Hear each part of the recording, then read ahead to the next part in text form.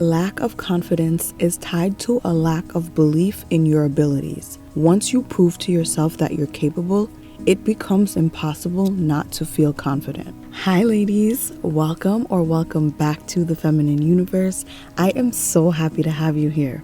Whether in business, dating, or social interactions, confidence is constantly listed as one of, if not the most attractive trait in the world. But there are so many different takes and opinions on confidence, what it is, what it looks like, how to get it, and how to keep it.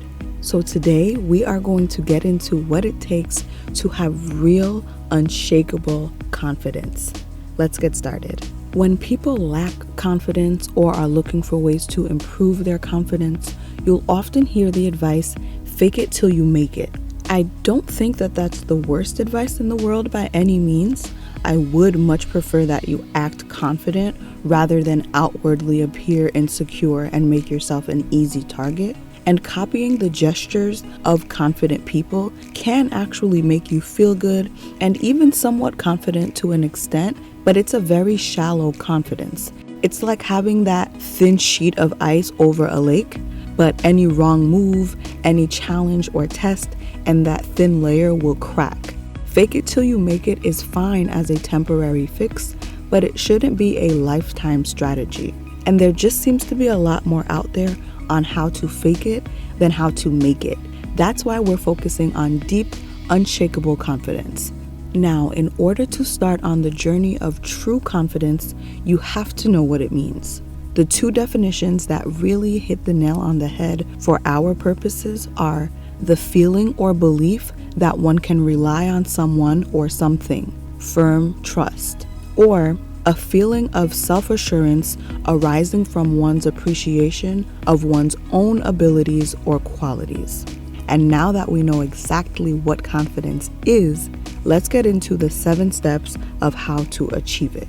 The very first step is to take care of yourself. I'm not going to beat this one to death. We've talked about it in depth already, and we'll talk about it some more in the future. And yes, that includes taking care of yourself outwardly, because as they say, when you look good, you feel good, but it goes way beyond that.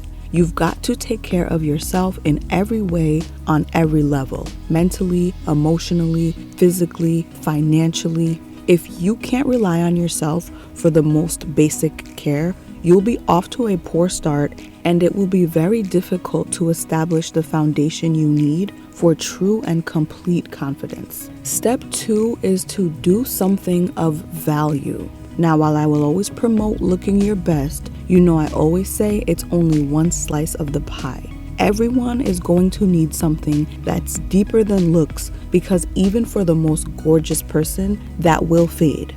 Then what? And even in your quote-unquote prime, if being pretty is all you have, you're more likely to be threatened when another pretty girl comes on the scene, because that's all you've got going for you. Remember what we said about shallow confidence, that thin sheet of ice that easily cracks when challenged. When you sit around not doing anything with your life, you don't get to prove to yourself that you can in fact do things, that you are in fact capable. So how can you ever develop assurance in your abilities or your qualities? When you do things of value, things that actually contribute to the world, to your society, to your family, to the person in front of you, you are adding a deeper level or a more solid layer of ice to your confidence. This one will help with both confidence and self-esteem, because it definitely gives you that assurance in your abilities, but it also makes you feel valuable just as a human being, that you have a purpose,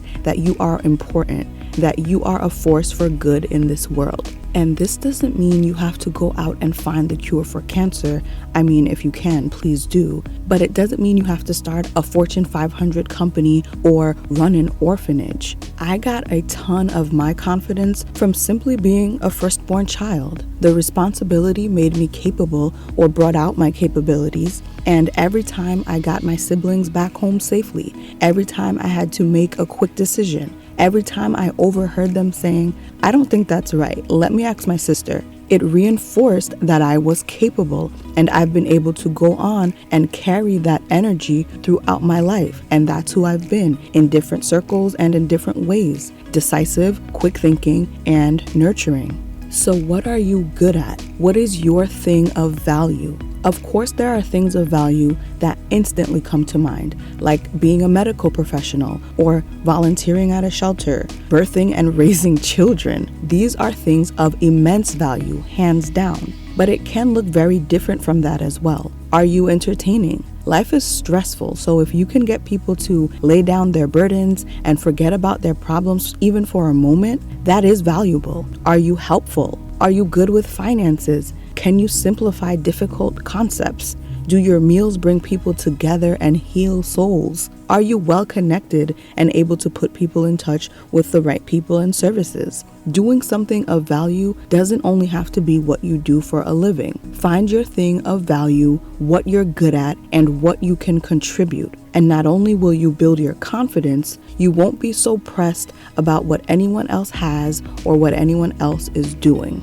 The next step is to combine personal achievement and reflection. You ladies know I always recommend planning, making lists, and giving yourself mandatory experiences to fulfill. Who's going to feel more confident? The person who can say, "I tried 3 new things this year that I've never done before," or the person who's doing the same things they were doing when they were 15? When you can look back on your life and say, "I was back there last year and now I'm here," when you can check the goals off of your own personal checklist for both self-improvement and leisure, not only do you get the confirmation that you're capable of succeeding, progressing, trying new things, and exploring, you also realize that you are responsible for yourself. You have self-direction and self-determination. You can say, "I wanted something and I did it." And this is why sometimes you see people doing impressive things or getting into impressive majors or careers, but still seeming unhappy. If they were pressured or forced into a particular major, profession, or lifestyle because of culture, family, or other societal pressures, they can say they made it happen, but they can't say they did what they wanted. No one wants to feel like a prisoner or puppet. When you can look around at what you've done or what you have and say, "I wanted that, so I did that, and I could do it again if I needed to," that gives you the kind of validation you'll never have to seek from anyone. So achieve, then take the time to reflect on your achievements and appreciate how much you've done and how far you've come. The next step is to exercise and do something with your body. The physical and mental health benefits of being active are enough to make it worth it. But in terms of confidence, being active also provides another level of satisfaction and achievement. The first time you finish that YouTube workout that's been kicking your butt all the way through, or when you master that choreography that looked impossible the first time you saw it, when those legs that may be a little too short for the runway finish a 5-mile marathon or get you through an intense hike, when you lift more weight than you ever thought your petite little self could, when those hips that you sometimes grumble about inheriting sway to that beat perfectly and mesmerizingly, instantly making you feel womanly and sensual and powerful, that sense of accomplishment is also something no one can diminish. When you get active and do something with your body, you get more in tune with your body, and you start to focus more on what your body can do rather than what it can't. You start to move differently. You start to walk differently. You get to this point where you're kind of in awe of yourself, of your body and what it can do. And as you move through the world with that energy, others can't help but be in awe of you too. That energy is invisible but palpable. You can feel it. You should love and respect yourself at every size, but always remember that love is an action word, and it starts at home with how you treat and care for yourself. I don't know how many women in this community community struggle with fitness, but if you do and you want to talk about it in a realistic, uplifting, and effective way, as we do here, let me know and we can get into that. It's not about a specific number on a scale. I just want you to be at a place where you can say, I'm doing the absolute best I can with the vessel I was given. I promise you, it's not as hard as some people make it out to be, and you will feel so much better in your body, mind, and soul. The next step is to understand the difference between confidence and arrogance. True confidence is based on knowing I'm good, I'm capable, and I'm getting better every day. Whereas arrogance relies on being better or really feeling like you're better than someone else. And this is why arrogant people come off as such goofy weirdos. They can't just be happy for themselves. They have to make someone else feel less than or outdo someone in order for them to feel good. You ran 2 miles, they ran 5. You took 3 trips, they took 6. Some people do this extremely intentionally, while others actually don't realize they're doing it, and it's coming from a place of subconsciously wanting to be impressive, wanting to be liked, or to gain approval. We will talk about this and other extremely unlikable traits that people may or may not realize they're doing so that we can audit our own behavior. But for now, as you're building your confidence, be mindful not to cross over into arrogance territory and not letting anyone sell their arrogance to you as confidence either. You don't wear makeup, good for you. You do wear makeup, good for you. Do things or don't do things because that's what works for you or what makes you happy, not because you need to feel better than the next person. Step 6 is to stop comparing. Barring any deeper mental or psychological problems and traumas, I really think there are only 3 reasons why someone is not confident. Either you're not doing anything with your life, you're not doing what you want to be doing with your life, or you're comparing yourself to others. We've covered the first 2, so in this tip, I'm going to zero in and say, don't compare yourself to others. The same way comparing yourself to others to feel superior is toxic, comparing yourself to others to feel worse is toxic as well. It's toxic to your peace, happiness, and satisfaction. I'm sure we've all heard the quote, comparison is the thief of joy.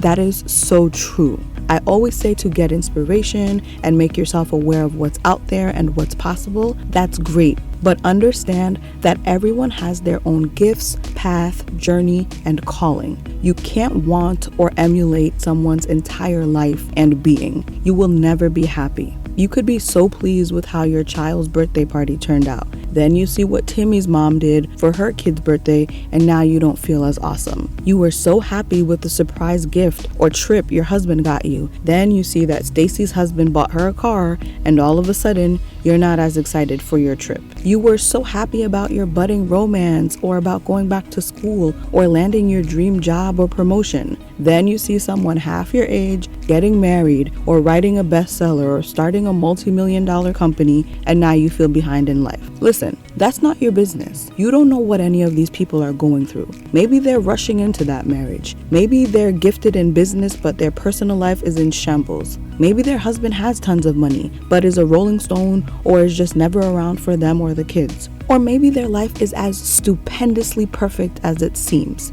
Either way, it's not your business. You were happy with what you had and what you were doing just a second ago. Get back to that. Now, I'm not telling anyone to live in or be proud of mediocrity and not to strive for more in life if they can. But if you're doing your best and getting better every day, that's what you need to focus on. Be grateful for what you have, enjoy your successes and your happy moments, and keep learning, growing, and pushing for your personal best. I know for some that's easier said than done, but if it means taking a break from social media or even people in your real life who make you feel the need to compare, then do that until you get to a place where the urge to compare has diminished, because comparison is the thief of joy. Lastly, and maybe most importantly, step 7 is to take action. Think about reading books or watching videos on how to swim versus actually getting in the water, or about books and videos on public speaking versus actually publicly speaking. Sure, you can kind of prepare and get a few good ideas, but you learn the most by getting in there and doing those things. In the same way, you cannot listen or read your way into confidence. Listening to this will not make you more confident. I can't pep talk you into confidence. You can't pep talk yourself into confidence, but you can talk yourself into new behaviors and follow through on those behaviors. Then those behaviors and realizations can lead to confidence. But you can't simply wish it. You're going to have to earn it. You're going to have to get out there and do something. In choosing, you take control. In doing, you realize you're capable. And even in failing, you learn that you'll survive and it's not the end of the world. I get that it can be overwhelming, but I promise you, if you pick just any one of these tips and focus on putting it into action for 30 days, you'll be more confident a month from now than you are today. Hopefully, this demystified and removed the guesswork around the topic of true, unshakable confidence and how to actually get it.